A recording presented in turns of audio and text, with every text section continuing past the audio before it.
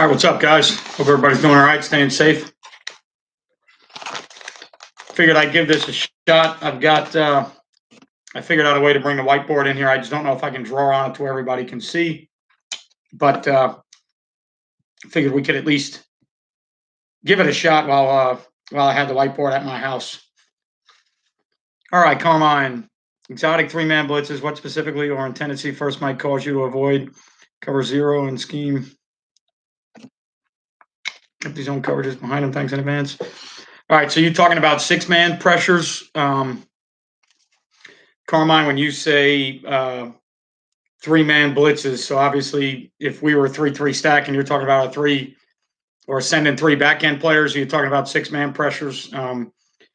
For us, when we six-man pressure, we have zero coverage, but then we have a hot coverage, 2 under 3 deep, and then we have some peel-type coverages where we're playing a free player either in the middle or a free low-hole cut player, and we're peeling either edge rushers or whatever. So I'd have to figure out, are you talking about five-man or six-man? If it's five-man, we're almost never zero.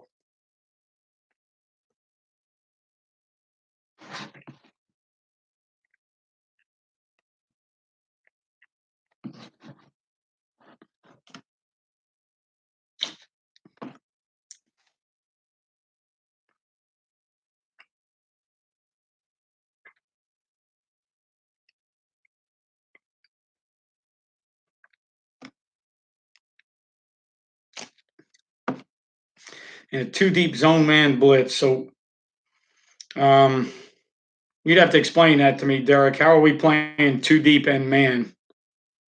Or how are we blitzing? Hey, Coach Waldrop, how are you, buddy? Christian Nobile, what's up, big dog? How you doing? From Italy, love it. Ciao. Yeah, you guys. You'll have to, with some of those questions, either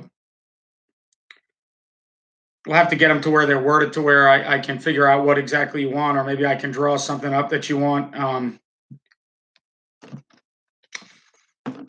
Like for us, if we two deep blitz and we send five, we're going to play 4 under 2 deep. So we're kind of voiding out a zone. We played as a trap coverage, kind of off our palms. Hey, King Tynan, how you doing, bud? We play it off our palms coverage, and we have our corners end up being what we call trap players, because our corners play off most of the time, and then most people have the routes that they want to throw when we play our palms coverage. Most of the people have the routes that they want to throw versus our palms coverage, so they have palms beaters. So we try to play our five-man trap blitzes to where we have the corners showing almost a palms look, and then they come down and trap the flat, and we have 2 underneath, kind of hook to curl inside seam droppers, and then 2 deep players. So that's, Derek, how we use our five-man 2 deep blitz. For terminology purposes, we are saying pressures are 5 people coming in, blitzes are 6. Yeah, you can pressures to me are 5 or more. You can, if you want to, for simplicity of the chat, for the live talk tonight, if you want to say pressures are 5-man and blitzes are 6-man, that's good enough for me. Hey, the Oregon coach, Coach Lucci, how you doing, bud? Brother lives in, I don't know if you're the one, we talk about this all the time, but my brother lives in Tualatin, so I was able to get out there last year. It was absolutely phenomenal. Oregon is a great place, and hopefully I'll get a chance to get out there again, because it was absolutely beautiful. Used to play 5-man pressure and 6 from the hot skiff trap technique. What about the time pack?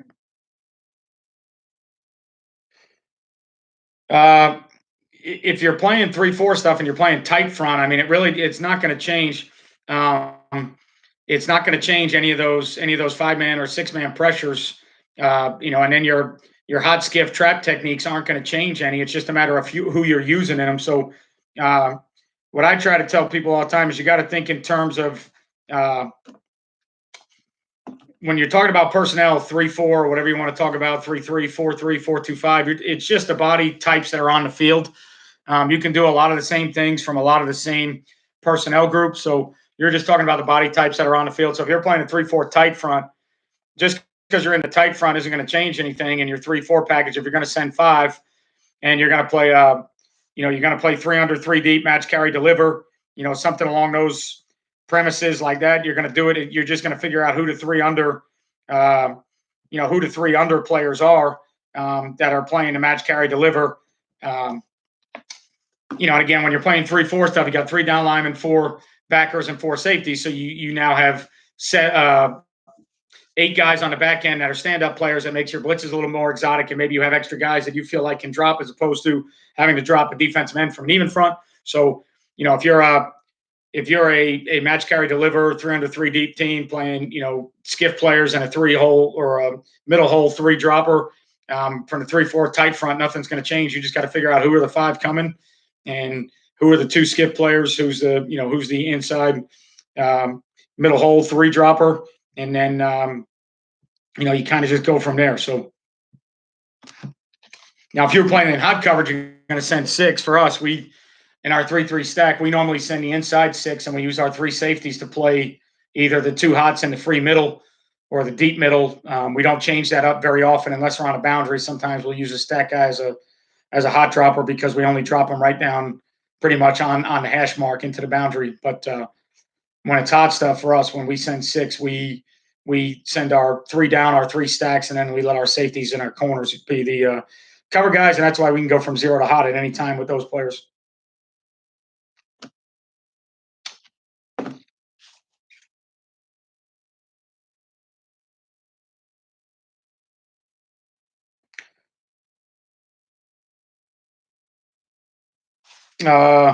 Again, what exactly about the 3-3-5, Christian?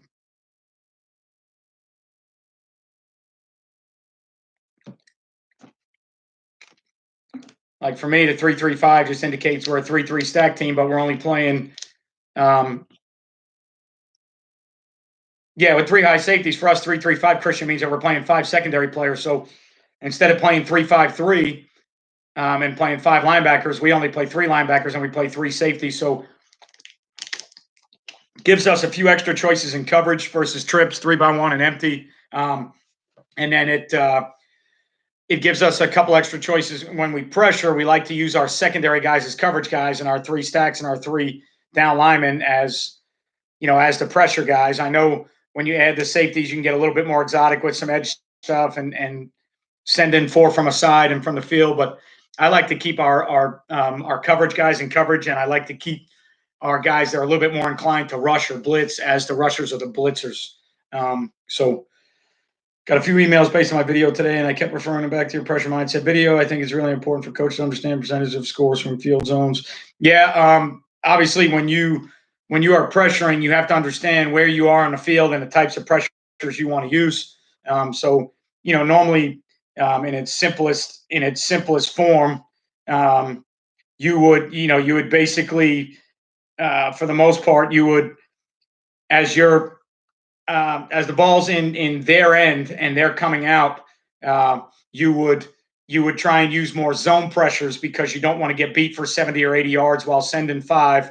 As the ball approaches the middle of the field, now you can get into more man-free pressures or maybe 6-man hot zone pressures. And then as the ball crosses midfield and it starts to progress its way down, that's when you can get into, more man pressure, 6-man pressure, 0 coverages, because now, they've already moved the ball into your territory with less of the field to per se, with less of the field to per se, they have to go now.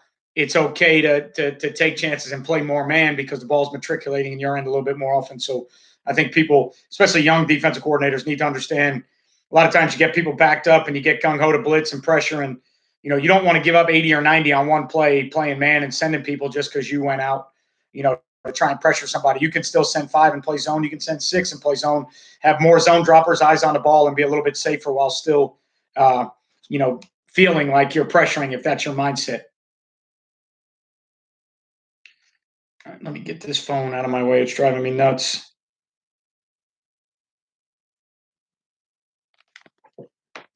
All right. So from a 4-2-5 scheme, what's your favorite man pressure?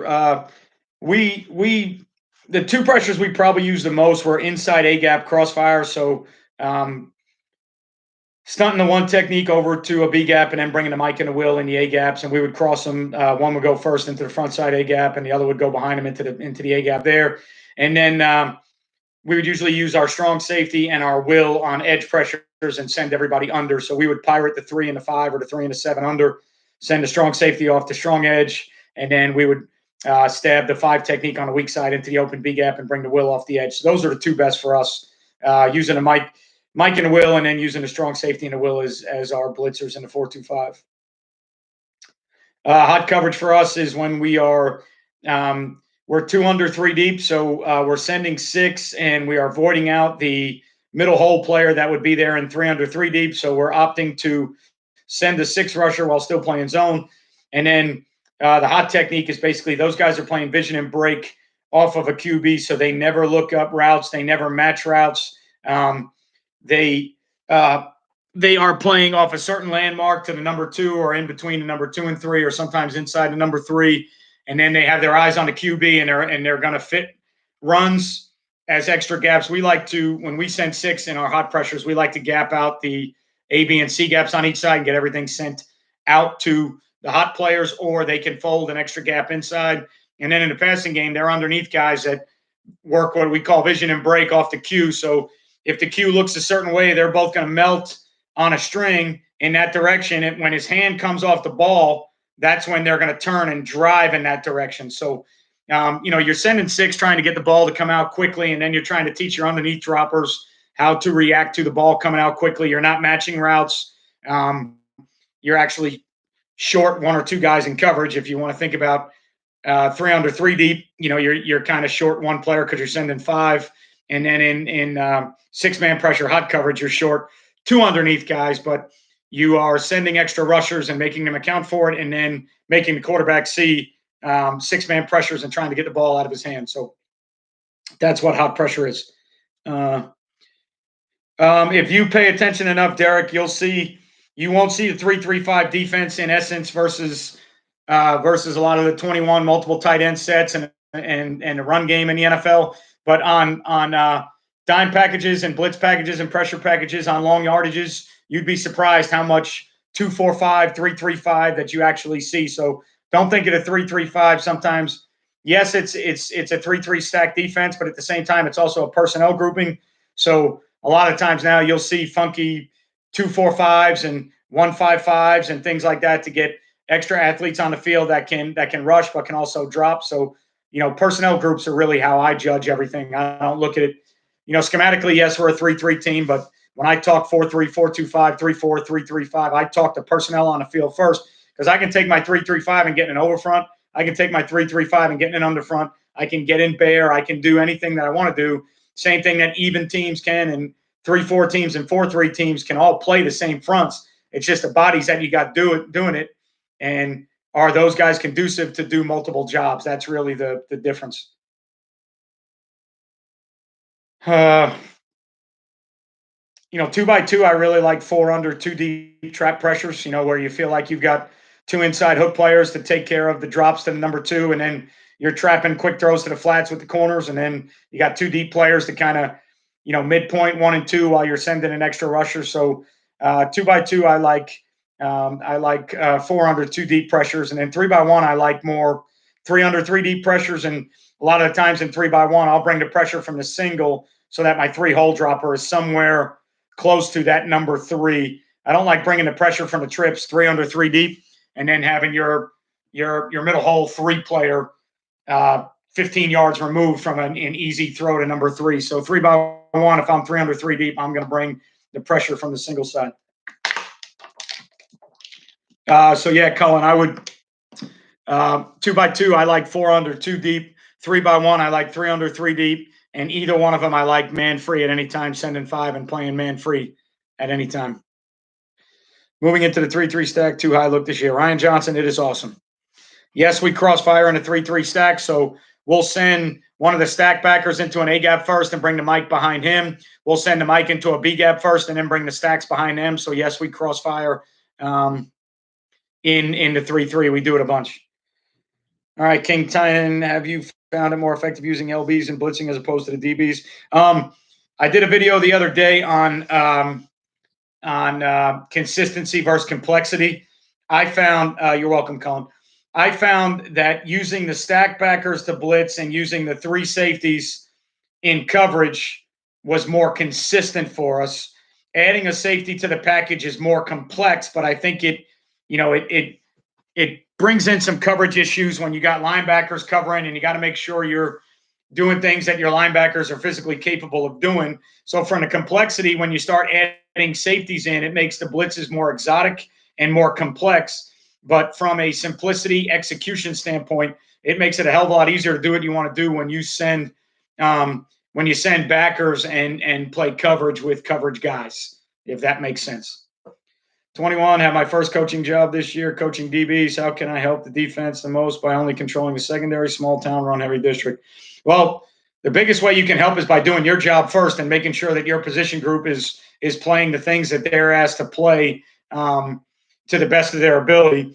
The worst thing you can do as a secondary coach is try and help by telling the linebacker coach and the DC or the defensive line coach the things you should be doing up front. In due time, if you get a chance to be a coordinator or if they ask your opinion, that's fine. But going out of your way to try and, because it's a run-heavy district, going out of your way to try and tell them what they think they should do at the front and the linebackers and is really the easiest way probably to piss people off. So I would make sure that the secondary, even though you feel like it's a run-heavy district and maybe the secondary isn't helping, your secondary is going to be involved in a run fit somehow, whether it's secondary contain or initial force, primary force. Your secondary is going to be involved somehow in that run fit. So based on the fronts and coverages that your school or your team or your coordinator is playing, and based on where your secondary needs to fit, I would be working my ass off with those secondary players, making sure that they are doing their job in the run fits. And then when the ball does get thrown, we're doing our job, keeping it inside and in front of us. And I wouldn't go out of my way, especially first-year coaching. I would not go out of my way to make a lot of recommendations unless they were asked for. So if somebody asks your opinion, that's fine. But a lot of first-year guys get into meetings and start raising their hand and saying, well, I think we should do this blitz, and I think we should do this blitz. And that's really, as a first-year coach, that's not your job. Your job is to coach secondary to the best of your ability. If they want your opinion, they'll ask. And if they ask, then by all means, give your opinion. But I wouldn't go out of my way as a first-year 21-year-old coach drawing things up on a board and telling them I think we should be doing this, this, or this, if that makes sense. I don't mean to be too I don't mean to be a dick about it, Oren, and I don't mean to be too brash about it, but if I'm a head coach or a defensive coordinator and you're a first-year 21-year-old coach and you're drawing pressures and stunts and things on the board when I'm asking you to coach secondary, unless I asked you to do it, if you're constantly bringing that up and not worrying about your own position group, I know you're probably only trying to help, but that's the quickest way probably out of a job and to piss people off is when you try and do things that aren't really on your job description per se. Now, again, if a guy comes to you and says, hey, Coach Forsyth, look, we're struggling, what do you think could help us in the run game? What do you think we could do? Whatever, that's a totally different story. If they ask you, hey, what blitzes do you think we should use? If they ask you, you give every answer you possibly can. But until the point that they ask you, you don't go out of your way to give a lot of that information, because I find young coaches all the time, they want to talk about what all the problems are, but they don't provide a lot of solutions. And then when they do start to provide solutions, it's always schematically, well, we could use this blitz or this blitz, and it's not about run fits, it's not about leverage, it's not about block reaction and destruction. So that's just my opinion from what I've in 20 to 22 years of coaching, seeing young coaches, and then being a young coach myself 20 something years ago. When I was a GA in college, I was coaching receivers, and when I was coaching receivers, and I got brashing up because I played the offensive coordinator. I played receiver when he was the coordinator, and I played for those guys, and it was my school. So, I got a little bit too big for my britches and started telling them what plays to call and whatnot. And they pulled me in one day and they said, hey, listen, when we want to ask you what plays to call, we'll ask. Until that point, give us the information that we asked for and do your fucking job.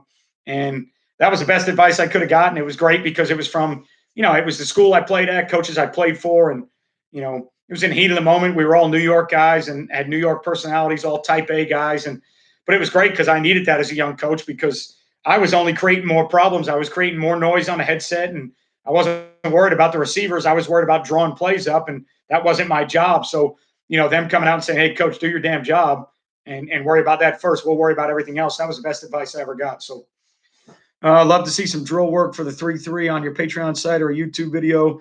Yeah, if I do drill work, it'll probably be more on a Patreon site to guys that are paying per month. I'm going to do some drill work on YouTube, but sometimes a free video platform like YouTube, I don't like to give too much information out there. But on a site where people are paying, I have no problem. What I'm really hoping to do with the Patreon site coming up, but now I don't know how I'm going to do it.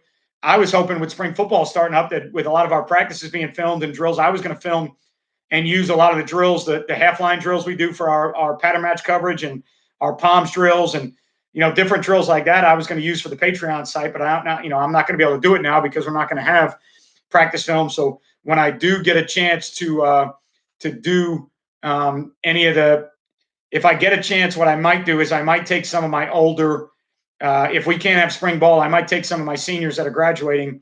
That doesn't make it illegal for me to do so. I might take them on the field and do some drill work with them, Ryan. So good point. That's something we should definitely do. But I don't like doing that on YouTube on a free platform. I feel like that's a little bit too much information to be giving people drill videos and stuff like that on a free platform. But on a paid platform, I'm more than willing to do that. And that's stuff I'd rather do anyways. We talked about this last week. I don't like PDFs. I don't like sending PDF files. I don't like playbooks. It's all bullshit. I can send you any playbook you want. If you don't know how to coach it and you don't know what my terminology is, that PDF file is not worth anything to you. So I'd rather you get on live with me or you get on Patreon or YouTube or whatever, and I'd rather talk you through it and walk you through it than give you a PDF file.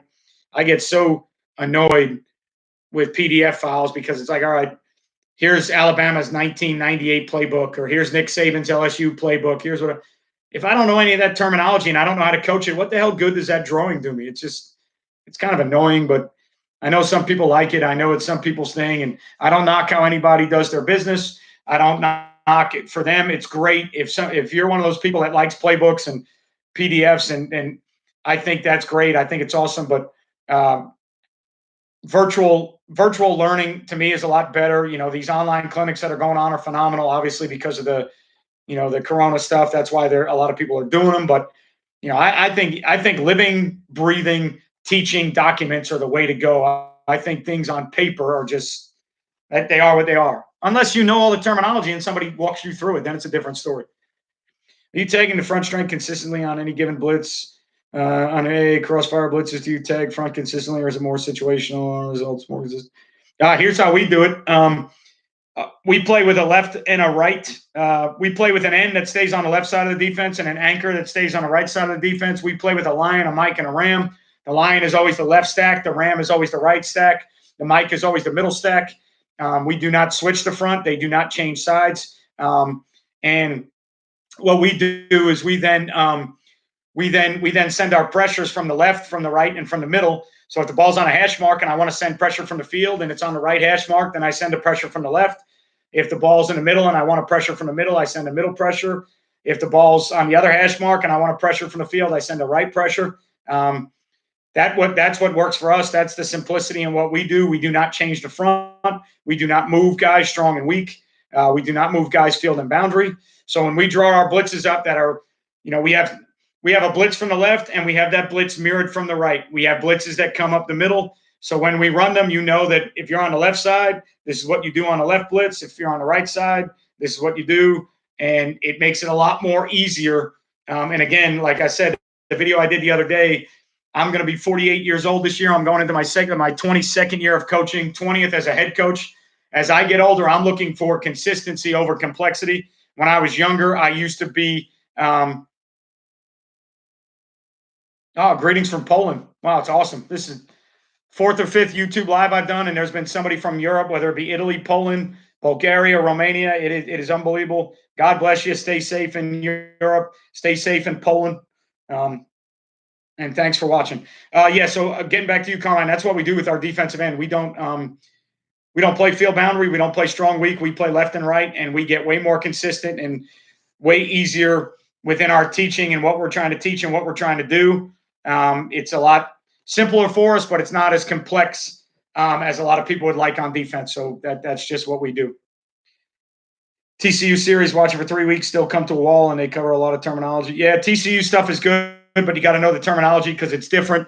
You know, they're the way they play old school cover two. I think they actually call cover five. What they call cover two is some of their palms or two read stuff, and then they have terminology like blue and solo and stuff like that. So, you know, you've got to understand the terminology if you want to study it. But Gary Patterson, my split field coverage stuff is all studied and borrowed from Gary Patterson stuff at clinics and books and things that I've read. I've never talked to him face to face. I've never visited TCU. I've just learned it at clinics, learned it from books, and then watched it on YouTube. So almost everything we do rule wise we don't use the same terminology by any means because I had to fit it into my terminology, but the coverages we play and how we identify formations is almost exactly from TCU.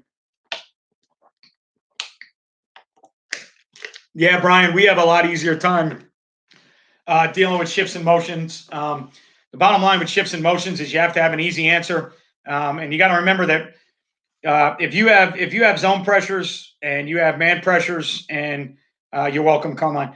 If you have zone pressures and you have man pressures and you have zone defenses and you have man defenses, the first thing you got to keep in mind is those will be different reactions to shifts and motions. So if you got motions and you have a base zone concept on defense, and then you have some man or man-free concepts on defense, those two reactions will be different. So that'll be different for the offense. So, you know, people get crazy sometimes with motion adjustments, and they think they have to have all these different answers for motion adjustments. But you got to remember, when they motion, there's going to be times that you're in base defense. So if you're playing some type of base split field coverage, the easiest thing is usually to roll to some type of 3 deep when you see a change of strength motion.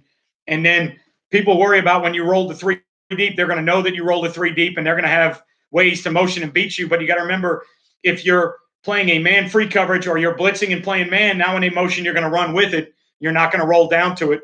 And then if you're zone pressuring, now when they shift their motion, you're probably just going to bump some of the zone droppers. So all your reactions, you don't have to have 9 million ways to react to shifts and motions, because your different calls will elicit different responses based on the call, and the offense will see 2 to 3 different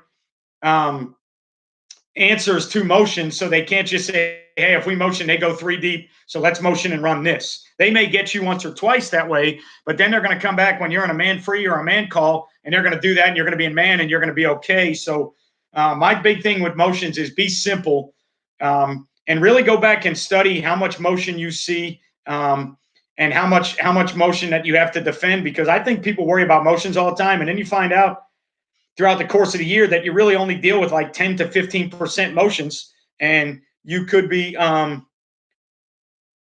hey, Carmine, thanks for being a member. Appreciate that, bud.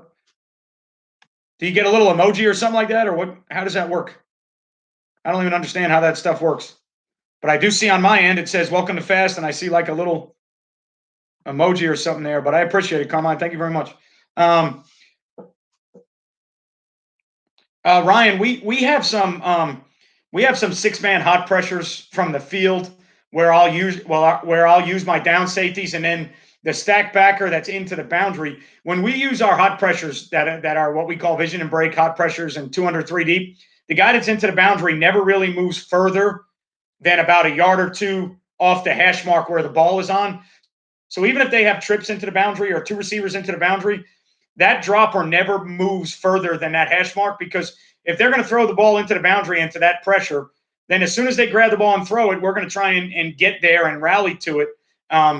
So if we're bringing a down safety from the field, we'll do it in our hot pressures, where I feel like that stack backer to the boundary doesn't really have a lot to do in the hot coverage.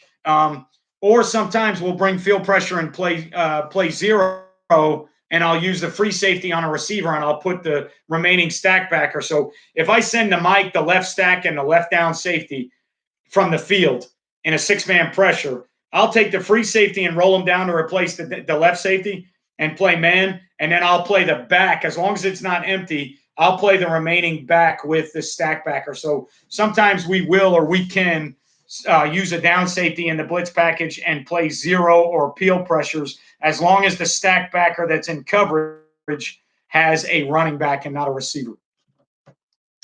So, Troy, just look last season, we only saw 13% motion. Yeah, what happens is defensive guys freak out with motion and you'll get torched one time, not having an answer in your base coverages or not having an answer to motions, and you'll get all freaked out and you'll worry about motions. And then you find out that 85% of the year you don't deal with motions and you're getting freaked out about shit that you only see 15% of the time. So you got to have an answer. Keep your answer simple, but don't get too crazy with motions because I really don't think it's anywhere. If people charted it throughout the games, I don't think it's anywhere as big of a problem as people really realize.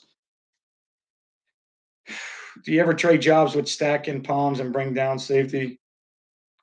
No, if we're ever playing palms, we don't ever. Our stack guys have to be our 3-dropper in palms, and they have to be the palms dropper or the the terminology that we use is a little bit different. We've got basically we've got like a curl pull player and a hook pull player. So what I would consider the palms dropper is a guy that is a swing deep a 3 player. He's going to try not to let 2 cross his face, but he can't let 3 out leverage him. That's what I consider the palms dropper. And then the 3 dropper is the middle part of palms coverage where that guy has to push to wherever 3 is. If 3's wide, he's got to find a new 3 as he relates to it. Or if 3's vertical, he's got to match and carry the 3 vertical. We don't ever send a safety and change and change the responsibilities for those guys. And for us in the 3-3 stack, our Mike is not part of our base coverages. So our Mike is always a spy player or the 4th rusher or an extra late add-on rusher. So the same 7 guys for me are always working coverage. I don't ever mix the Mike into the coverages. If the Mike's in coverage, we're playing man-to-man or, some type of 3 deep or something. He doesn't ever have to learn how to play palms. Only the stack backers do.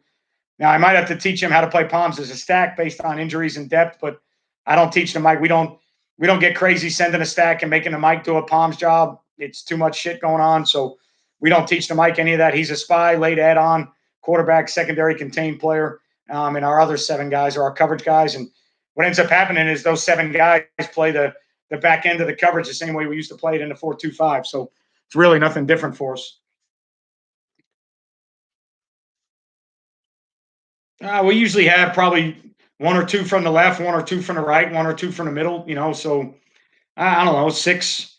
As far as 5, 6-man pressures are concerned, we probably carry 6 to 8 into a game, somewhere along those lines. We'll carry some man-free stuff. We'll carry some 3 under 3 deep. We'll carry some 4 under 2 deep, and then we'll carry our 6-man stuff, which can be 0. It can be peel pressures with a free player, which means the edge rushers have to peel it back. And then it could also be our hot coverage, which is 2 under 3 deep. So I don't think that's a lot, but we don't get crazy. Even though we're a 3-3 stack team, we do not get crazy. I'd rather have 6 pressures that I can run perfectly than 10 pressures that are more exotic that we can't run at all. That's just me.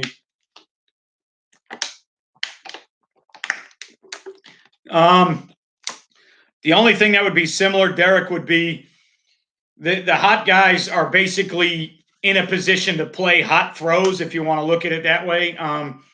Their vision and break off of the reason it's called hot coverage is because you're sending 6, you're trying to get the quarterback to make hot throws. But you don't know exactly what the hot routes are when the offense is running it, but you have underneath guys that are ready to break very quickly with their eyes on what the Q wants to do with a ball without having to match routes and without having to play man. They can keep their eyes on a Q. And really what it came from was Michigan State was one of the first teams to start doing it, and it's where I learned it. And they basically said that when they were sending 5 and playing 3 under 3 deep, that the middle hole guy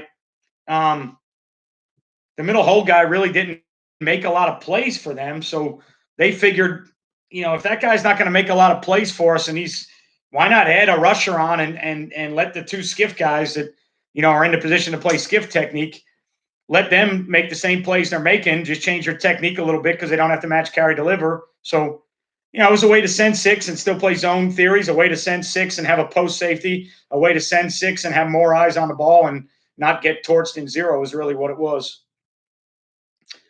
Carmine, what question? What is the same answer for high school kids? What question? In Palms, you have your weak safety. Do if number 2 runs a shallow cross. What's he playing, Brian? Is the weak safety down? Our safeties, we play a right and a left safety. We don't play necessarily a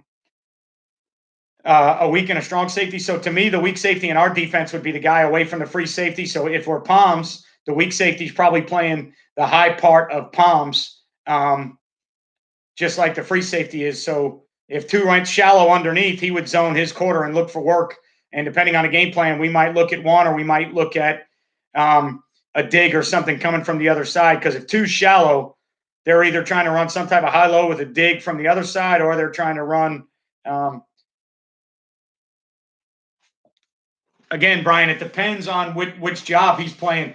If I'm the low guy in Palms and 3 pushes away, that means I can never be out leveraged. If I can never be out leveraged and I want to bang the heck out of 2 and not let him cross my face, and I don't have to necessarily carry that shallow because I have an inside, even though that 3 has gone away. So there's going to be a bigger void because my middle inside 3 dropper is pushed to that side. So I need that guy to collision, wall off, and not let that shallow cross his face. But if that shallow goes at the heels of the D line, it's going to be very tough for him to carry that. So when that starts to happen, you got to change your leverage a little bit, or you got to look at how you want to play that. We try not to chase routes that are 1 yard from the line of scrimmage, but in theory, if 3 is away, I can be as thick as I want on 2 and try to wall them off and not let them cross my face. If we're having issues with things like that, then we may change the coverage per se. I don't want my backside 2 running with the shallow and then finding out that I'm getting Y cross or some type of dig on top or something else. I don't. I think if you wanted to, I think you might be able to do it. But to me, it depends on the depth of that route and what you're trying to do. But I understand what you're talking about, because three pushes and your Mike linebacker pushes to where 3 is, and that shallow cross comes. It's more of that spot route, or that ball that sits like over the center, the hunt route, whatever you want to call it. That would be more trouble than the shallow, because the shallow eventually is going to work itself to the side that the 3 was going anyway. So it'll work itself back to the Mike, and they may complete it for a couple yards, and then you're going to have guys rally. But we play so much man free that if that's an issue for us, we'll just change the coverage. We also have coverages where we have low hole rat players. And so if we're getting a lot of meshes or shallows that we're getting beat on, we'll go to our low hole rat coverages. So we have guys sitting, playing off the QB and playing all those shallow and mesh routes. So hopefully that helps. For me in high school, Carmine, I coach high school, so I deal with high school kids for the last 20 years. So we're going to carry probably 6 to 8 blitzes a week, I would think, something like that. By blitzing boundary versus field, how do you quickly tell your defense to blitz offense, strength of formation? We're not a blitz to formation team, Nobel. Because we're a left and a right defense, we are not a blitz to formation team. So my blitzes are going to come from the field. My blitzes are going to come from the boundary. My blitzes are going to come from the middle.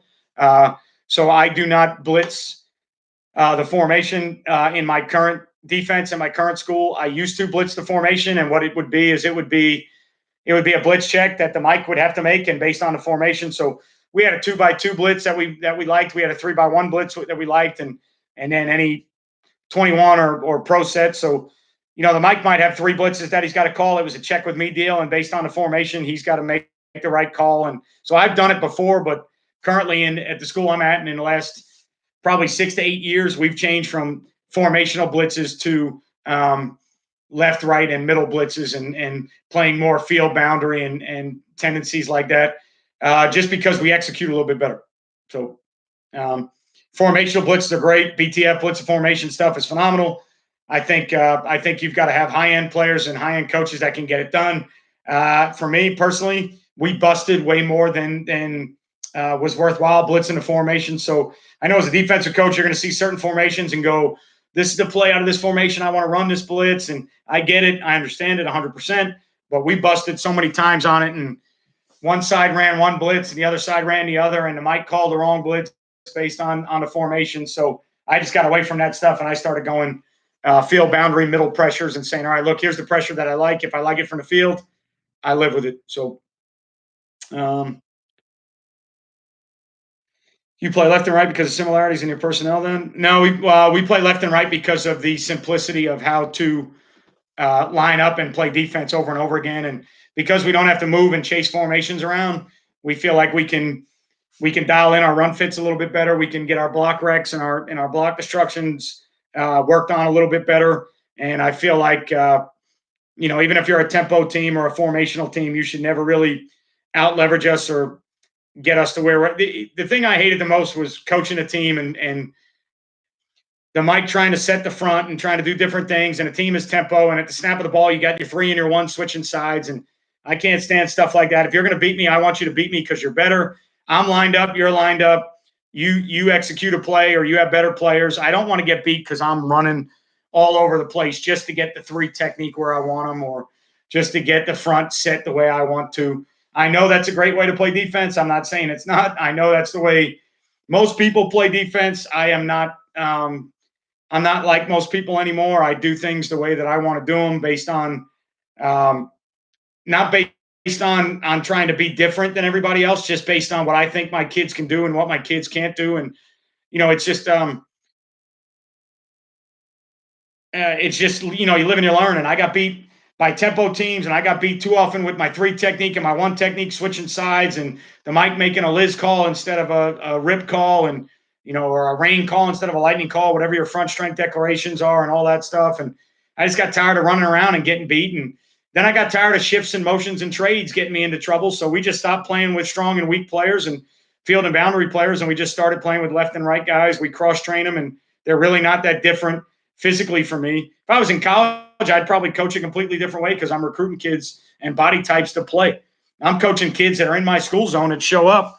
So they're really not that much different. So we build them and we coach them from there. So if you had to play your DBs as 2-way guys, what would your away side coverage be, or would you still just stick to your formation rules? 2-way guys wouldn't bother me. The only thing with 2-way guys that I ever have to think of is how fast I want to play on offense. The last 3 or 4 years, I've called offense and defensive stuff. So the only thing I got to think about with 2-way players, and it was easier. A lot of people bitch and say, how do you do both sides? It's actually easier because I know how to play. If I got 2-way players and I feel like they're tired, if I'm calling the offense, I know how to slow down on offense. If you're a defensive coordinator and there's 2-way guys and they're playing corner and you feel like they're gassed, have fun getting on the headset telling the offensive coordinator to slow down if he's a tempo guy, or if he likes to up the pace on people and he wants to score 60 points and those receivers are playing both ways and they're playing DB, good luck getting on a headset and telling the offensive coordinator to slow down. The great thing about calling both sides of the ball is I never had to get on a headset with anybody and tell somebody to slow down. I just had to do it myself. The bad part is I never get a chance to make adjustments. So hopefully I've got a guy that I'd like to be my offensive coordinator this year. And,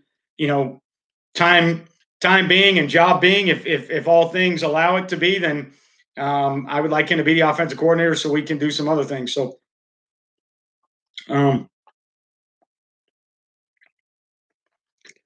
we're very we have a robber coverage that we play where it's a versus 2-back sets. It's an underneath man coverage with our 2 safeties playing very aggressively in the run game, and then one of them spins low hole, one of them spins high hole. So we end up being like a 1-rat team where we have man players with an underneath player and a free safety. But I very rarely, the only time we really tell guys to make plays is if we're playing some type of free defense. So if we're playing man free, that guy in the middle, he can kind of be a football player and make some plays. If we're playing appeal coverage with a free player, he can run around and make some plays. If we're playing coverages or he's involved in the coverages at all, hell no, he will not be running around and making plays. That's the biggest way to bust. But if you got a guy that is that guy to run around and make plays, then shit, play a bunch of man free and let him run around and play it. But, or maybe play 3 deep and let him be the player in the middle of 3 deep. But hell, don't ask him to play split field coverages with pattern match rules and tell him to make plays. Hell no. With that being said, Derek, though, if you have that guy that's that good of a playmaker, then damn, don't run those schemes. Run man free and run three deep and let him be the alley runner in three deep and do some things. So use him to his best abilities. Don't force him to slow down and not be as good of a playmaker in your split field schemes, but also don't give in with your split field schemes and let him just run around and make plays. That is not a good way to play defense. Do you blitz a weakness, fast, slow, feet, splits? How do you create a weakness between the tackles for blitzing? I tend to see blitz more than I do anything. If they don't switch sides with their linemen and one side of their line is weaker than the other, then that tendency may be to blitz that side more often, even if it's from the boundary. But I'm a field boundary middle blitzer, tendency blitzer. Run down situations, pass down situations, and then where I am on the field is going to determine. You're welcome, Derek. If you have that kind of kid, by all means, I would let him play things that let him be that kind of kid. Is what I'm trying to say. And then I'm a field zone pressure guy. So if you're backed up, I'm probably coming with zone pressures. As you approach the 50, I may throw in a man pressure. As you get closer on my end going in, you're going to see way more man pressures and less zone pressures. May have missed it. Are you cornerback, secondary force, and no direct run responsibility? There are always going to be secondary force players, but they very rarely, except for maybe into the boundaries sometimes when we're playing hard cover 2, they're very rarely force players. They're very rarely primary force players. They're usually secondary force players, and very, very limited amount of times will they be primary force. Got to remember in high school with the hash marks we have, the guy to the field, that's the corner to the field, you don't ever want him being a force player because the ball ain't ever going to get there. He's 90 yards removed from the football. So into the boundary, we'll use the corner as a force player because he should be able to do it. But to the field and when the ball's in the middle, way too far to have your force player coming from there. So secondary contained 90% of the time. How many practice do you a week with your high school? So Monday's more of a walkthrough day, recovering from the game, fixing mistakes from the game, talking about our game plan for the next week. Tuesday, Wednesday are real heavy, and then Thursday is usually an uppers or a shells or a walkthrough where we're taking care and making sure we've got all the right guys on special teams and walking through special team scenarios, and then walking through some base calls and some blitzes, and then walking through some base things and some personnel groups on offense. So 2 heavy days, Tuesday, Wednesday, Monday, and Thursday are kind of recover, clean up, prep days. So 2 hard days and 2 light days for us is what we have. We do nothing on Saturday and never anything on Sunday. My cornerbacks are primarily left and right, not field and boundary, unless one is so much better than the other, then we'll do that. But our cornerbacks usually are left and right also. So we've done it field and boundary with our corners, but they don't hurt you as much. I can move them a little bit. They don't hurt you as much as trying to move your down guys, but we start everybody left and right.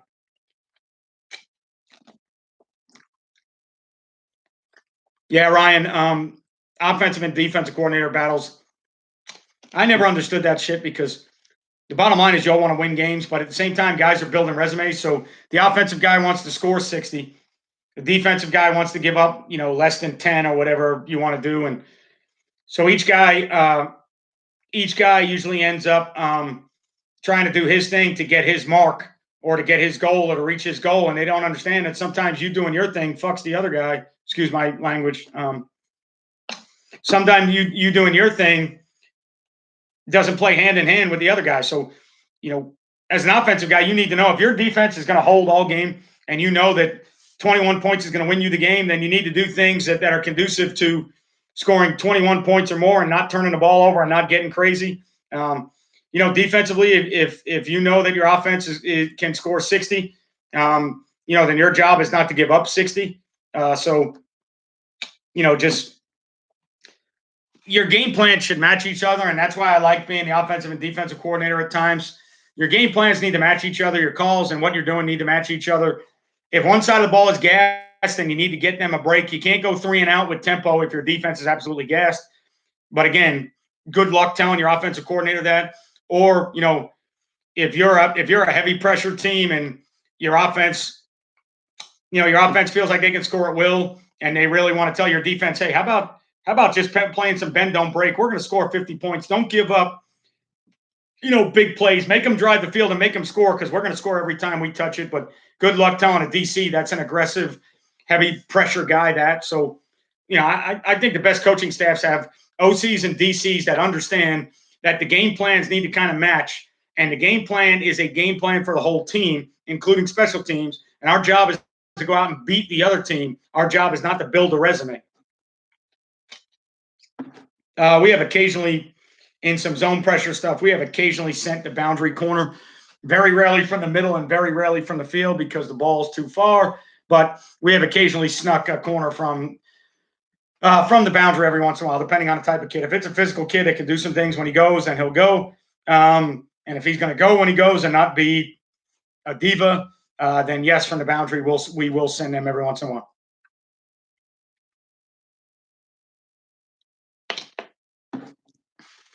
It's been a good one, probably the best one so far. It's usually the topic when, first of all, getting word out to people that you're going live and letting them know you're going live. But then the topic, like, people want to know what you're talking about. And if I said, hey, I'm going YouTube live, let's talk RPOs, there might be 50 people on here. If I say, hey, we're going on YouTube live to talk pass protection, there might be 6 people on here. It's kind of like sometimes the titles of videos. I learned the hard way doing YouTube for 7 years. I do some videos that I think are really good for coaches, and I think I've done a really good job on, and they don't get any views.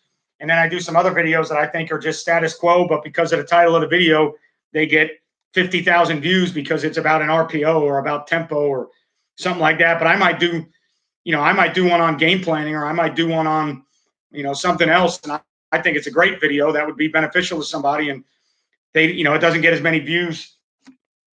So studying YouTube stuff, you got to understand sometimes the topic and how you present the topic within the description. So if somebody sees a YouTube live that says, let's talk pressure, a lot of times you might get more involvement because people, coaches inherently like bringing pressure. They like being aggressive. And, so a lot of the times the buzzword topics, if you put one out there right now that said, hey, let's talk tight front, you'll probably have 100 people that might hop on because everybody wants to play damn tight front.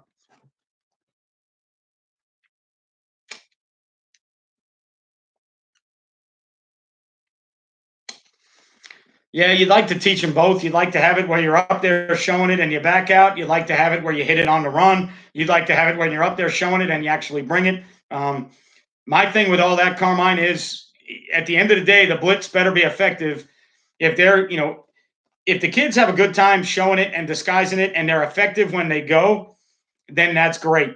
If they overemphasize disguising it and coming later or doing stuff like that, and they're not in the right gap, they don't fit right off the block that they're seeing, and they blitz blind, then I don't think disguising it is worth of anything. The blitz has to be effective. The gaps have to be fit. Here's the biggest piece of advice I can give you as a coach when you're blitzing or pressuring. Get your kids to understand that when you pressure or blitz, that doesn't mean the other team's throwing the ball. I think the number one misnomer in playing football with kids is when you blitz or you pressure, if you send a linebacker, he thinks his job is to get the quarterback. Don't ask me why. Don't ask me where that was ever taught to somebody. For some reason, when you send somebody from a second level, they think their job is to get the quarterback. When you blitz, you're actually just playing a gap aggressively and you're creating movement. So if my Mike linebacker is an A-gap blitzer, all right, if he's an A-gap blitzer, my Mike linebacker needs to blitz the A-gap, and based on the blocking scheme, he better not end up in a different gap because he's trying to run straight through to get the quarterback. And if he gets some type of run block that he's got to recognize and diagnose, he better be able to recognize the block and defeat the block to play the run. All too often, high school kids, when you call blitzes, they run 6 yards deep. They don't give a shit what happens in front of them because for whatever reason, somebody taught them that blitzes or pressures mean get the quarterback. And that's, to me, that is just a big, big fallacy. All you're doing when you're blitzing or pressuring is you're aggressively playing gaps on the run or on the move with different people. You're still trying to get all those gaps accounted for. And if those gaps move, the guys that are blitzing those gaps better move with them when they move.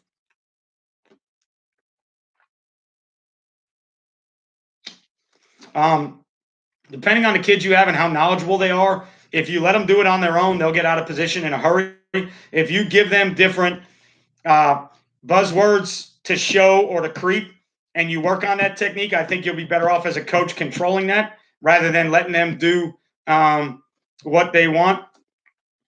But I would think that you'd want to control that as a coach and have creep blitzes and have show blitzes and have blitzes where you show and drop out and don't blitz at all. So fake blitzes, simulated pressure stuff, all that stuff. But bottom line is if the kids can do it and you can teach it, great. If they can't do it, when you blitz, just blitz. Don't worry about all the other stuff because it's irrelevant.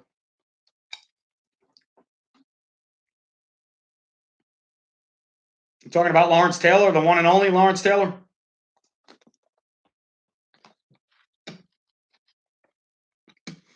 Yeah, amen. I don't have many kids like Lawrence Taylor, so we ain't teaching the shit that Lawrence Taylor does. I can tell you that. He was a freak of nature, one of the best to ever do it.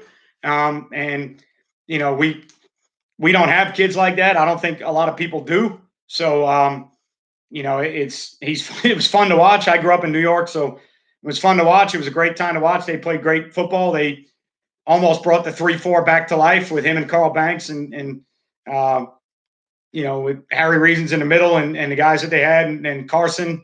I'm a Long Island guy. So, but the thing is, Carmine, like the biggest deal is you can't teach a kid that is nowhere near as gifted as LT to do the things that LT did. He's only going to get in trouble. So, teach the kid to do the things that fit his skill set. If he's athletic enough to do some of those things and work on that, every kid has to learn, whether you're a backer blitzing or somebody else, everybody's got to learn how to dip and lean and set the edge and run hoops. I mean, those are agility drills everybody should be doing anyways because they teach good body mechanics and they teach you how to lean and run and do some things. And so I think a lot of, every position could get away with running hoops. But, the biggest thing in my 22 years of coaching and when I coach defense, I guarantee you if you blitz or you pressure, I guarantee your kids will think that they're supposed to go to the quarterback. I don't know what. I don't know why. Don't ask me why, but that's what they think. Yeah, I mean, sometimes we'll do a lot of screen drills with blitzes where we'll send guys on blitzes and then the ball will be thrown on a screen and they got to redirect and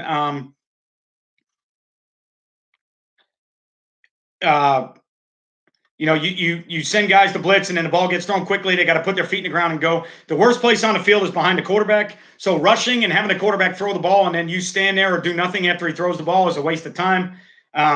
If you pressure a lot, you're going to have teams that get the ball out quick. They're not going to sit there and hold on to the ball if you're pressuring. So you got to teach guys how to blitz and then put their feet in the ground and redirect and play screen. So yes, in a way, we incorporate some pursuit into some of the blitz stuff we do. Yeah, King, LT, LT did a lot of stuff on the fly, but LT was LT. So he would, but it ain't no different. If LT did something on the fly, a better worker, he's got to go back and answer to Parcells or Belichick at the time or whatever it was. So, you just got to understand that if a guy's good enough to do something on the fly and he makes a play, that's great. But you got to have a conversation with him and let him know he can't be doing that all the time because it may get us screwed. So, he made things up, but he's one of the best to ever do it. God-given talent and a freak of nature. And so, sometimes you got to let those dudes be dudes, but I don't think he freelanced all game now. And I guarantee you Parcells would come back and they'd have conversations and he better be right. And if he makes a mistake freelancing, then he's going to have somebody to answer to. Try to keep our calls, tags as short as possible. We hand signal everything in. So I'm trying not to make 16 hand signals on one play. So, if we start in a stack and I don't want to change the front, I don't even make a front call. They know they're playing stack. And if a pressure comes in with it, then it's two signals. So, if we're playing bear one free, we just very simply bear one, and that's the signal. So the kids look to the sideline. All 11 players look. We start early off in the season and in camp with the free safety. yelling the calls out and people echoing the calls. So I send in all 11 players have to look to the sideline. For me, that's the way we do it. So I signal in bear one, bear one. Free safety starts yelling out, hey, bear one, bear one. By the time we get to the first game of the season, I'm trying to get all 11 guys to play bear one without saying a word, because I don't want to be saying bear one 10 times, and I don't want to be saying zero and hot and 3 under 3, whatever we call that, or palms, or I don't want to do any of that. So, you know, I try to keep my signals short. I try to keep the play calls short, and I try to get all 11 guys to look. And that's a battle every day. We got to work on that. I'm yelling eyes all the time after a play. That means get their eyes to me every play. And so got to break a lot of middle school Pop Warner habits. And so it's tough, but it's something that you got to do.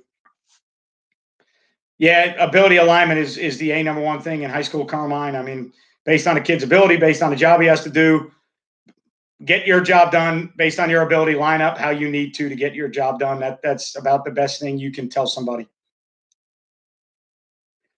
Yeah, they won a lot of games, King, and I know Parcells tried, and him and Lawrence probably had a lot of heated talks with their, they were good friends, best friends. They were good business partners. They were good for each other. And, but I guarantee you there were a bunch of times where Parcells got into his ass because, I guarantee you there were a bunch of times where Lawrence was being Lawrence and he screwed up and the other team made big plays because of it. So, he wasn't, Bill was going to tell him what he needed to tell him, and Coach Parcells was still Coach Parcells, and Coach Belichick was still Coach Belichick, and so LT was going to get it, but he was right more often than not. So, it is what it is.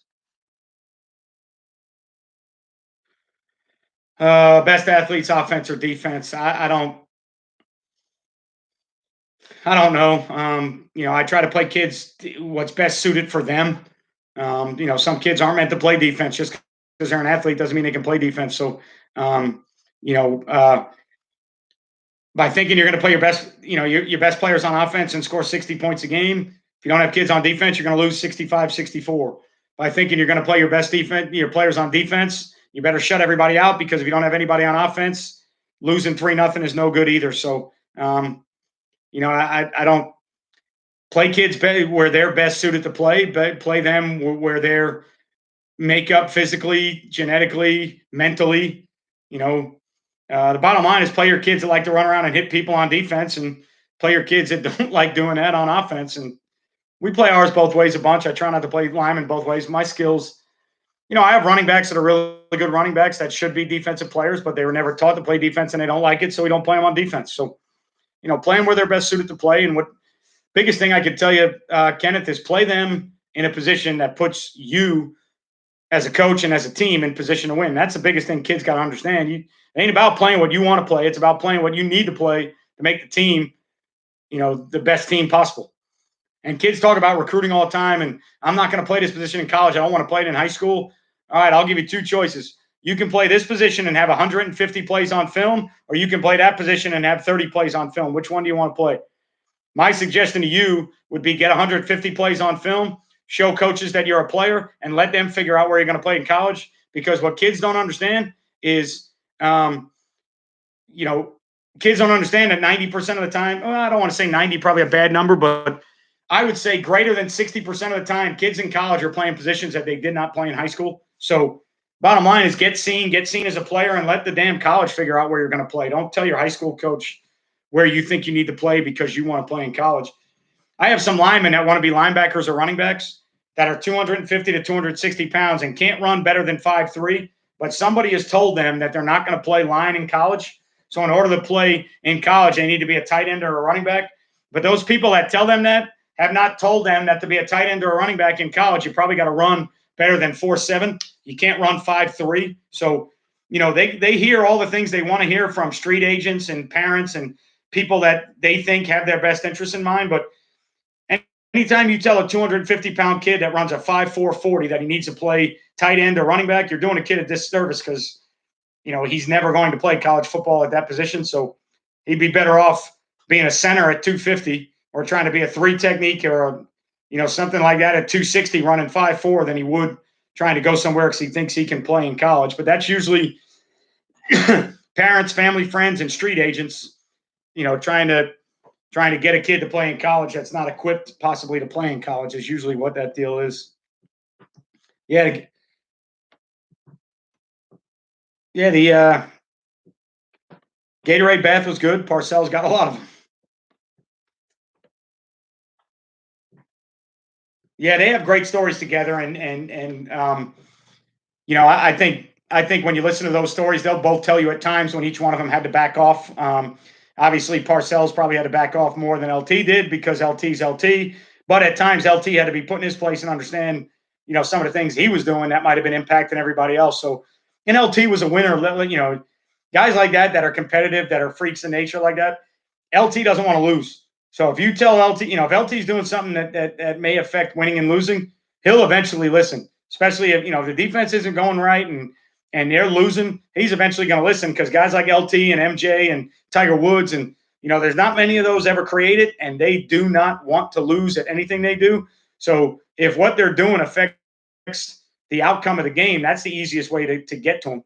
So LT might be having a great game with 4 or 5 sacks or whatever, but 2 or 3 of the freelance plays that cost him a touchdown, that cost him a game, that's how you get to LT. You start telling them, hey, you have bonuses in your contract for playoffs and Super Bowls and things like that. You may want to think about that when you're doing some of this stuff, because if we get to the playoffs, you're going to make another $100,000. If we get to the Super Bowl, you're going to make $300,000. So how about you do what's best for the team? That's the best thing I ever heard from Parcells and Saban and those guys is trying to motivate those guys with what motivates them. And at that level, a lot of times it's a pocketbook. They're motivated by winning and losing, and they're motivated by incentives in their pocketbook. So, trying to motivate them by telling them things that are better off financially for them and decisions that they can make that help them financially. That's the best way to reach those guys. Communicating run blitz versus pass blitz awareness, or does the no? I mean, I think the movement of the pressures that we're using is a little bit when I think of run and pass pressures, I don't necessarily I don't tell the kids, I don't tell any of the kids that this is a run blitz and this is a pass blitz. I never tell them that. I just like different movements. If I'm going to long stick somebody, I think it's a better run movement than it is a pass movement. If I'm going to, if I'm going to, if I'm going to, occasionally we'll stick a B gap hard and long stick behind that to maybe affect pass sets and pass blocking schemes. But I don't teach I don't teach things per se to kids and say, hey, this is a run blitz or this is a pass blitz, because the thing you got to keep in mind is you're going to have a hard enough time. The hardest thing to teach kids on defense in high school is offense dictates what the plays are. They call the plays. They're the only ones that know if it's a run or a pass. Defense has to react to that. So when you're blitzing or pressuring, you have to react to that on the move. So I know what pressures and movements I like better in the run game and better in the pass game, but I don't necessarily tell the kids that, if that makes sense. And yes, everything I do is down and distance, Carmine. Everything. I don't. Demigod, I do not know. I don't even know what my high school season is going to be. We were supposed to start spring football April 27th. We won't be in school till at least May 1st, so I don't think spring football is going to be going on. I have no idea what's going to go on in the summer and the fall, so uncharted territory, bud. I hope you don't lose your season. I hate it that any kid, the winter sports going into the spring sports, I hate it that any of those kids would lose their season, but it's out of our control. It is what it is, and all you can do is sit back and pray and do your job to keep things safe and hope that everybody else on your team and all the teams around you are doing everything they can to keep safe. And the biggest mistake you can make is rush to get back on the field and feel like you got to be practicing and lifting and running and doing all that stuff, and the stuff gets spread even more. So based on what everybody's saying, I don't know if are we over precautious? I don't know, but there's a lot of people smarter than I am out there in the world. So based on what they're saying, if we can shut things down and stop this thing from spreading, we can get back to our regular lives again. The longer the quicker we try to get back to our regular lives, and the more in contact we are with people, especially you got to think about schools, Demigod, and locker rooms, and you got to think about how close contact everybody is. Walking the hallways with 1,500 kids and being in classrooms with 30 kids, and doors and doorknobs that are getting touched a million times, and Like, oh, I think about our weight room and guys laying on benches and our locker room and staph infection that you got to worry about and stuff like that. I mean, it's just not a time right now to be worrying about practicing and lifting. And you can lift on your own, you can do stuff like that. But as a coach, guys ask me all the time, well, what are you guys doing? What are you doing? You know what I'm doing? I'm telling our kids to, to do whatever lifts and runs they can to stay in shape, but we're trying to relax and get back to normal. But I'll tell you what I'm really doing. I'm enjoying the downtime a little bit without too much pressure and the stress of coaching all the time because, you know, as much as I'm going to miss spring football, it's good to relax every once in a while and not have the burden of all the practices and games and the pressure of winning and losing. And so I'm just trying to enjoy my time off, to be honest with you. Uh, Depends on what kind of equipment you have.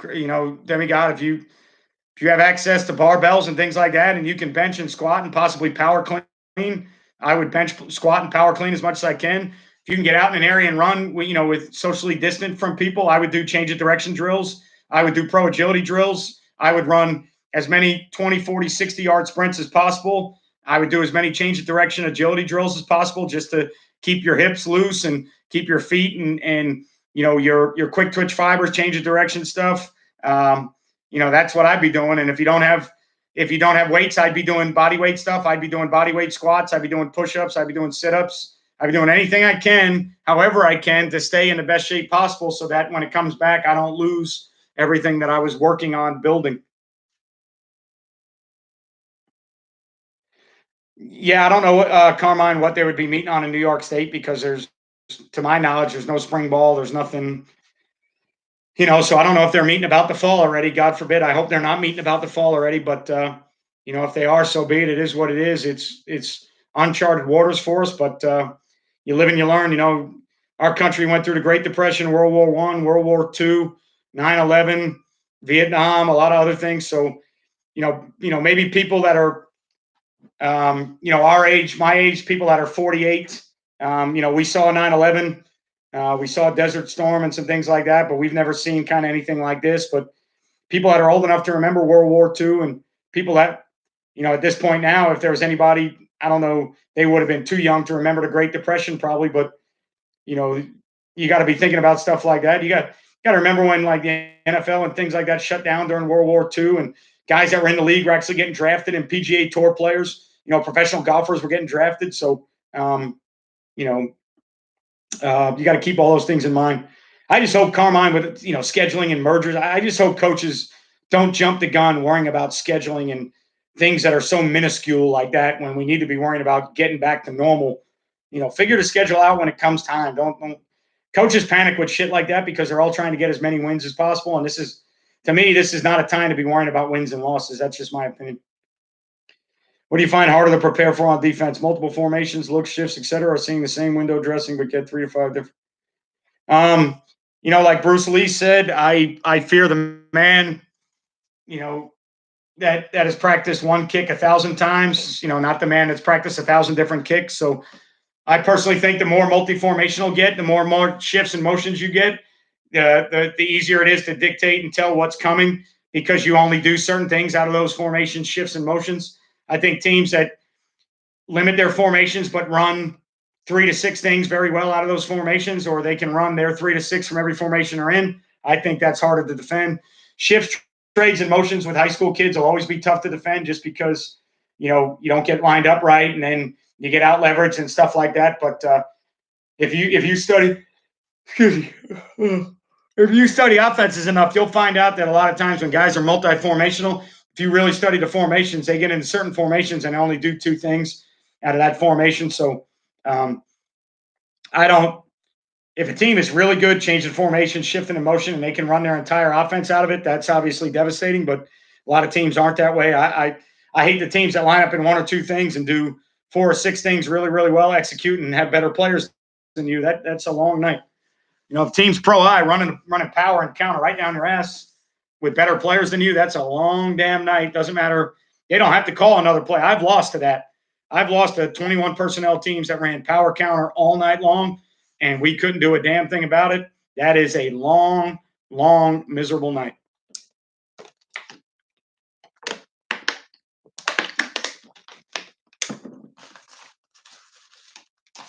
All right.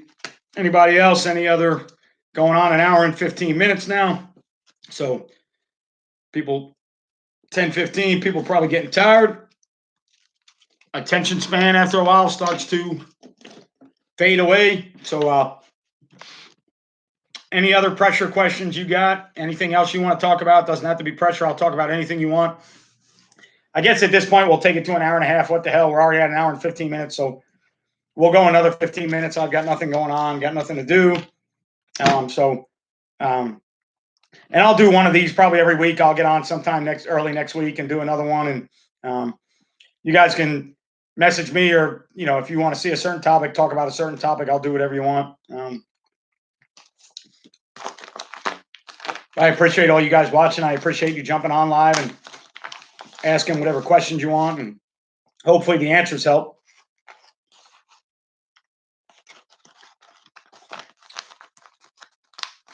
Carmine, it's never going to be the last question. There'll always be another one. Might be the last question tonight. There's always going to be another question.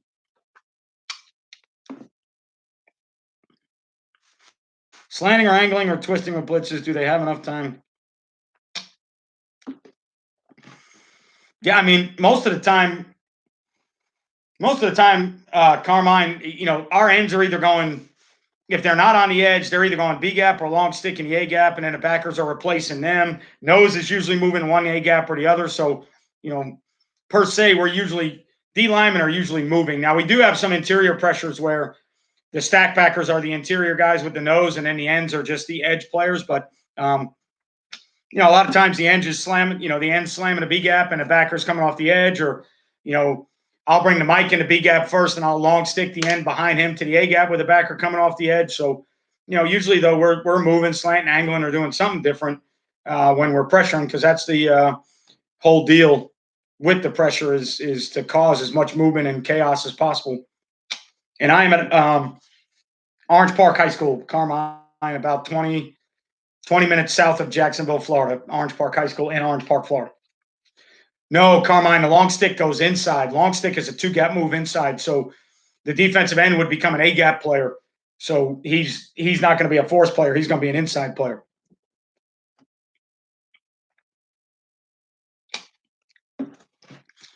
Well, sometimes when we used to be a 4-2-5 team,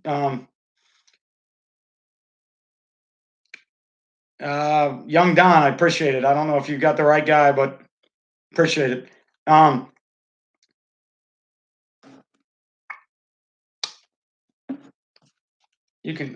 can show that. I believe shit's not too bad of a word.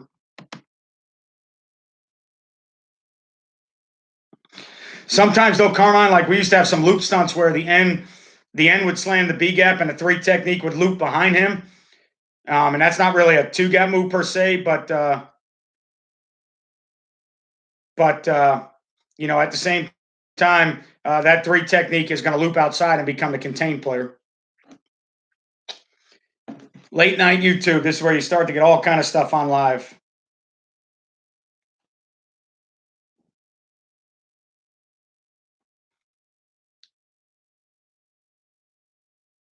I don't have a phone that I can text with, so you must be talking to the wrong person. But if that's your claim to fame, getting on somebody's YouTube live and saying something like that, then so be it. I know you're kidding. What else would you be doing? Everybody knows you're kidding. I had a guy last year that jumped on here and put in a name that was a racial slur, and he tried to get me to pronounce the name as fast as I could to make it look like I was saying a racial slur. It's amazing. It's amazing what people can do with their free time and what they do when they. I don't know if you're that type of person, but when people look for attention and they try to get attention however they can get it, it's really amazing what people will do to get attention.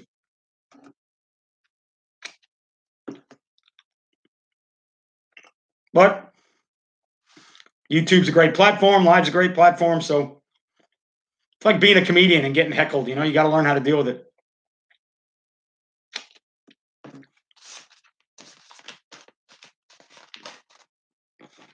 The best comedians used to heckle the hecklers back until they left the the comedy club with their tail between their legs. But I can't really do that on YouTube. I don't know who I'm talking to. I don't know how old anybody is I'm talking to. So I would love to do it, but I can't.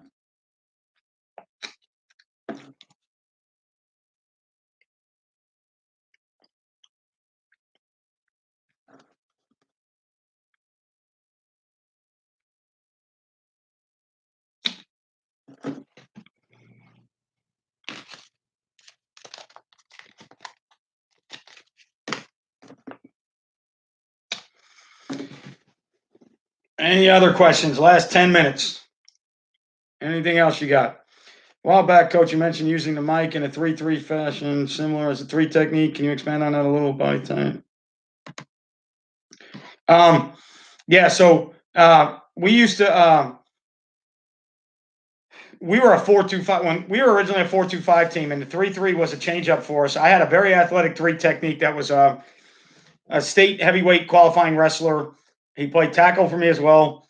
He's about 6 foot, 270 pounds. He had really good feet, could really move. So we would go from the 4-2-5 into 3-3 stack looks without changing. And what I would do is I would take the 1 technique and stack him on the center.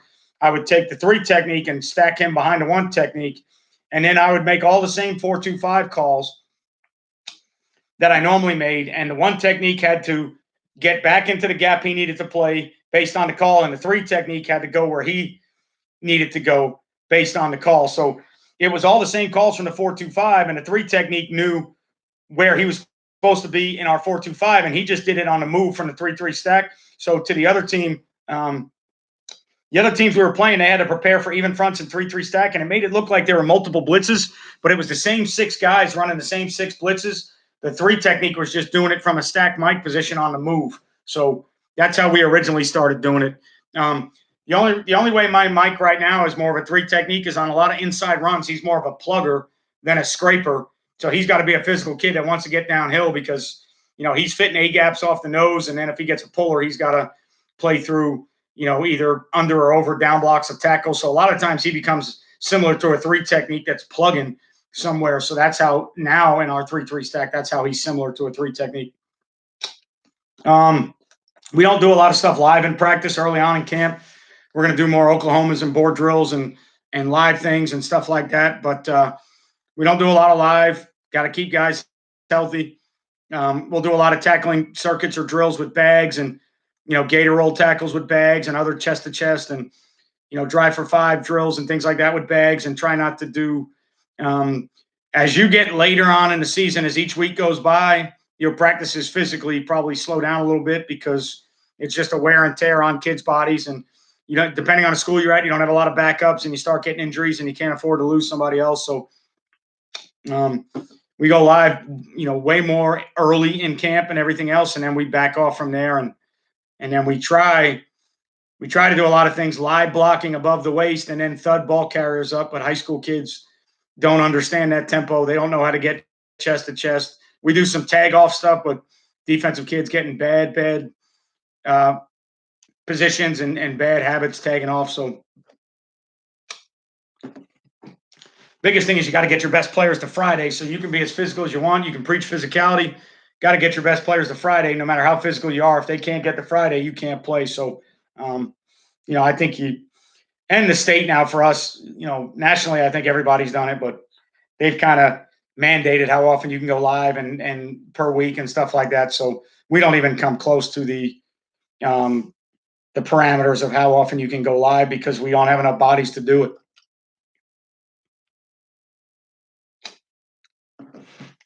And by bodies, I mean guys that can actually play and do it. You might have 45 guys on your team, but there's 15 of them that are never, ever going to step on the field. You don't have as many bodies as you think. Thumbs up, Dwayne.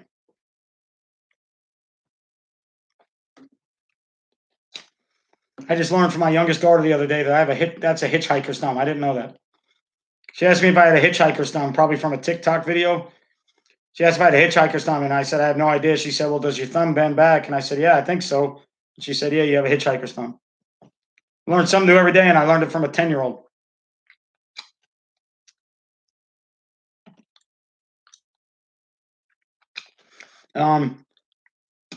No, Bell, it depends on the type of run team that you're facing. I think, a lot of NFL guys talk about 8-man fronts and playing one high stuff because they don't see quarterback runs, and they don't see as much quarterback runs and zone read stuff from spread.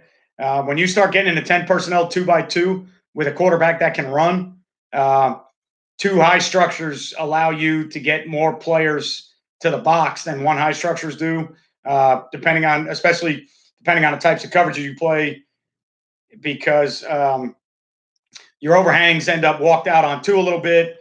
And then if they have to match two to the flat, you only have 6 in the box, and your free safety's got to be an alley runner. So if it's 10 personnel with a quarterback that can run, I prefer two high structures every day of the week over one high structures. But if it's an NFL fashion and it's mostly two back downhill runs and you want to get 8-man fronts, I mean, I could see that as well. So I just think the scheme you're facing dictates that. I think a lot of people think too high means less people in the box, but it actually doesn't. If it's 2x2, 10 personnel, and you're too high, you have a chance to get 7 players somewhere near the fit in those one back runs. If you're an 8-man front team that plays 3 deep or some type of Ripley's like Nick Saban pattern match stuff, it's going to be very hard to get those outside safeties matching 2 to a flat. They're not going to be in the run game. So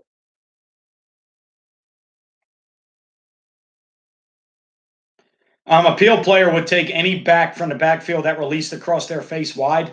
So a peel player is going to be a guy that's going to rush, and he is going to rush the quarterback as long as no running back releases outside of him. If any running back were to release outside of him, then he would have to peel and take that running back. That's what a peel player is for us. And yes, you could drill that. You could have your peel players blitz, send a running back wide, make him peel, put the running back up the middle in protection, and make him keep rushing so that they understand what peel means and what their jobs are. So yes, not only can you drill it, but you would better drill it when you're going to mix in some peel pressures, because those ends aren't used to doing it.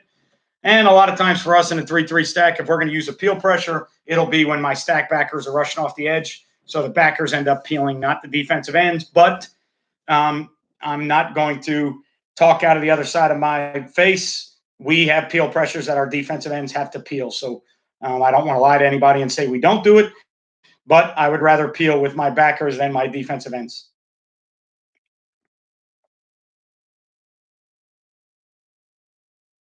The final countdown, 2.5 minutes. Got crushed with those guys not peeling, or you got crushed with using peel pressures? Either way, what'd you get crushed with?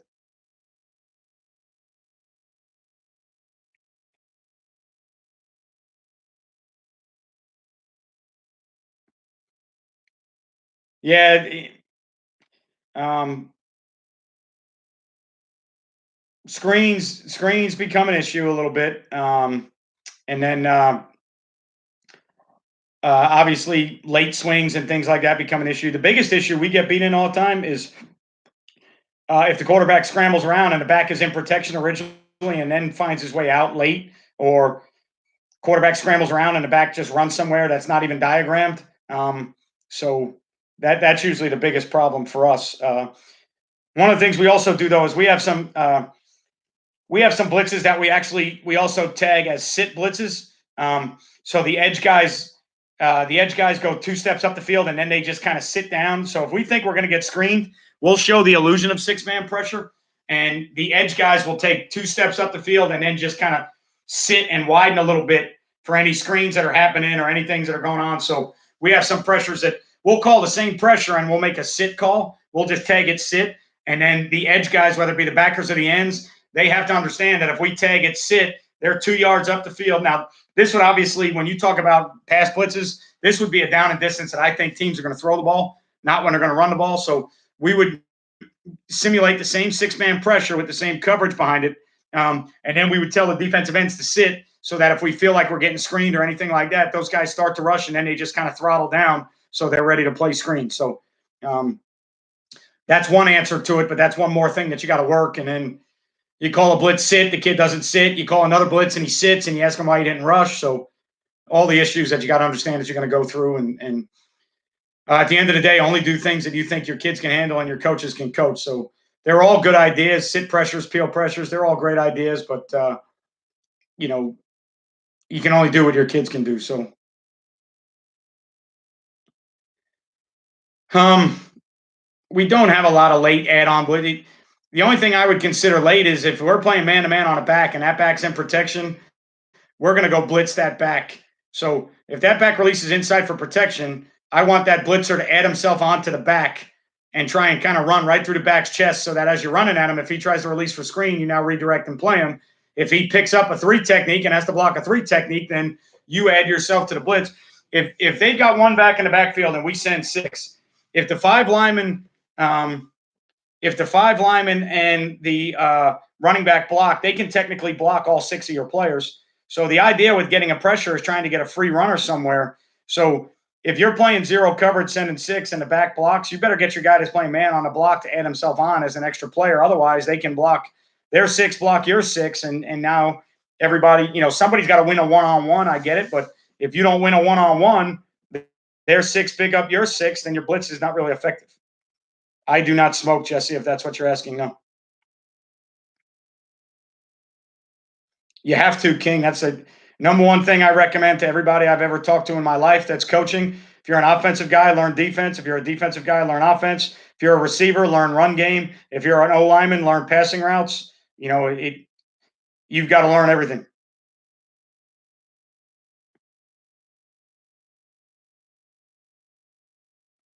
If you're 6'5", 250, God's already given you enough advice and your family's given you enough advice.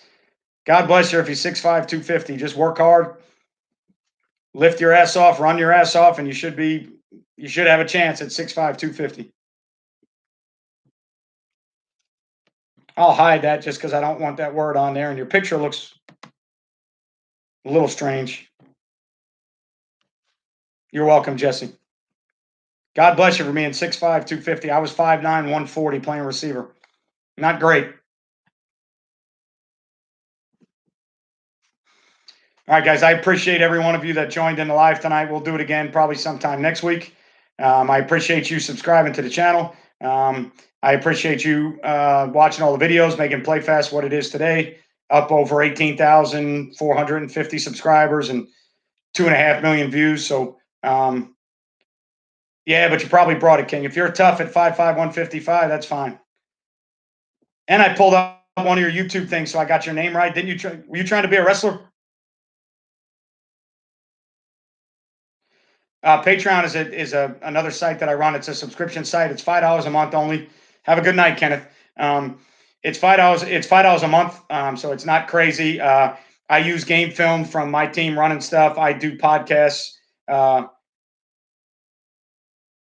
That's great, King. I am a huge wrestling fan, and now that I'm doing podcasts, I talk about professional wrestling all the time. And I looked it up. And saw that you were probably running the indie circuits all over the place, I guess. I'm assuming professional wrestling, not if you were a high school wrestler or a college wrestler, then God bless you.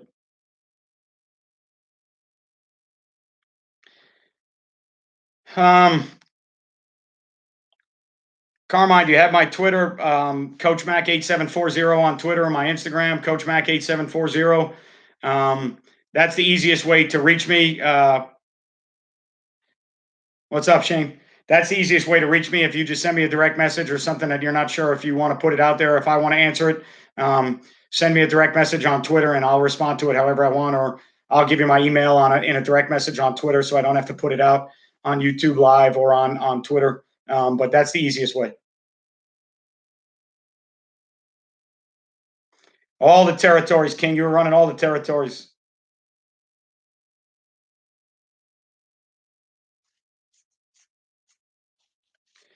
I think our players are doing all right, Shane. I haven't really talked to a bunch of them.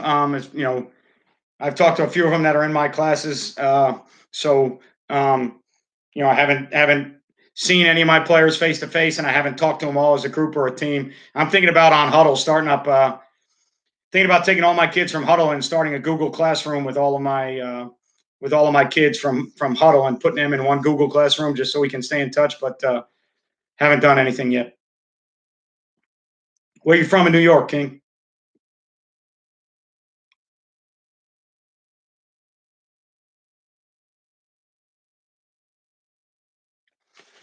I went to college with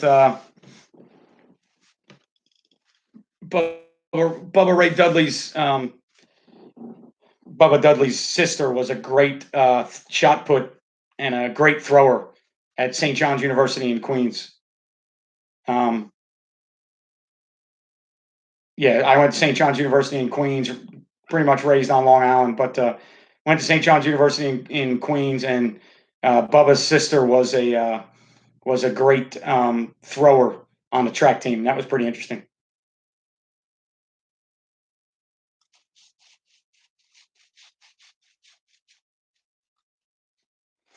Who's your favorite of all time, King?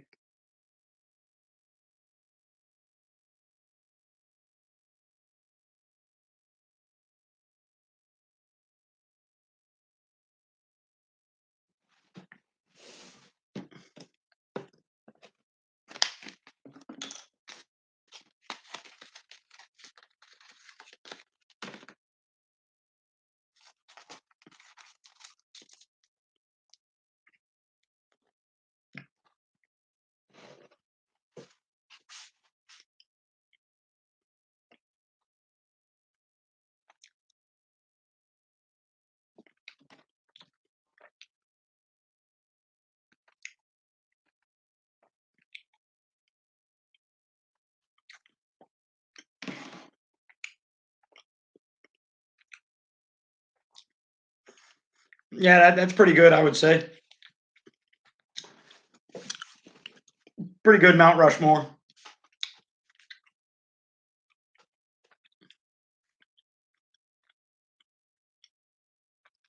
Yeah, man club. I'll figure if I can figure it out. I'll try and do something. Yeah.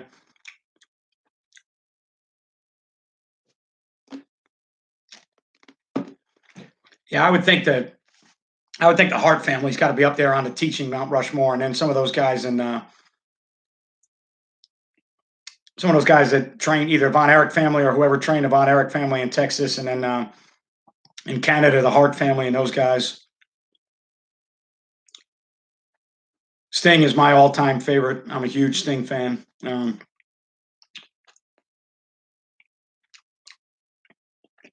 again, when it comes to wrestling stuff, you gotta think about characters and gimmicks, and then mic work and other stuff. And there aren't many like The Rock or Stone Cold. Even hell, even Stone Cold. Stone Cold wasn't the greatest in the ring, but his gimmick was the best. His character was the best. His mic work and all that stuff. The Rock was a five-tool player that could do it all. And um, but a lot of the guys that can go in the ring weren't real good on the mic. A lot of the guys that are real good on the mic can't go in the ring.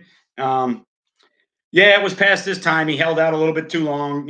Pride and some other things got in the way. And by the time he got over there, it was late. But would have been good to see him have a run when he was still physical enough and gifted enough to make a run. But he had a pretty good career. I don't think he's disappointed in anything. But yeah, the wrestling business is so interesting because you have guys that are, I look at it like baseball and having five-tool guys, and you have guys that can do it all. You have guys that can do one but not the other. Guys that can do, guys that are big but can't work. Guys that can work but aren't very big. Guys that are big and can work. Um, and guys that are good on the mic but can't do a thing in the ring. So, but I'm a Sting guy in the ring, athletically, persona, gimmick, character. I don't know if anybody's ever carried. Uh, Send it out where, Carmine? I'd have to go back through and look at them all. Um, I don't know if anybody's ever carried a storyline and a gimmick for over a year without ever saying a word into a microphone, and I don't know if it'll ever be done again. Um, so,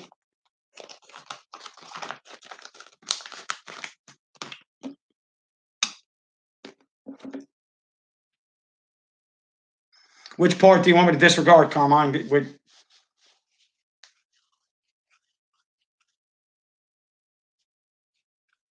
I don't know where exactly I would send them out, or what ones you want me to send out.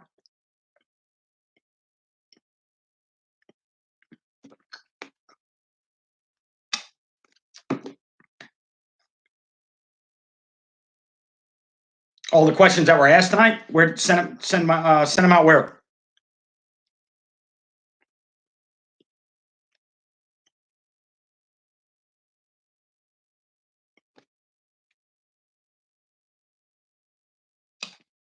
I don't think it is, Carmine. I'm not sure. I mean, this live session will be saved on my end in my studio, and then I can make this live session.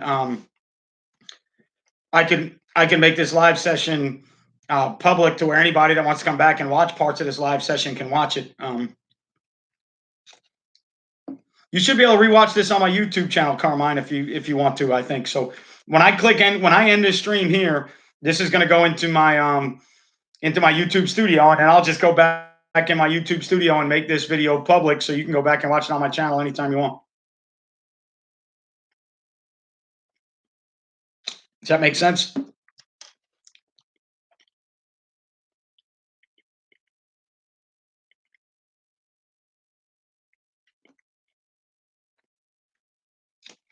I think if you look on my channel, Carmine, and you go through the videos, I think all the lives that I've ever done are public. So every time I've been YouTube live, I think they're public, and you can go back and watch those. All right. Again, I appreciate all of you. We'll do it again next week. Thanks for your time. Thanks for your questions. Thanks for being involved. Thanks for everything you do for Play Fast Football. Stay safe out there. Have a great night. Don't rush to get back to anything. We'll all be back. This will pass. We'll all be back to normal soon. Take care of those around you. Take care of other people. And remember, guys, you won't play well until you play fast. Blessings to all of you. God bless all of you. And I will see you next time.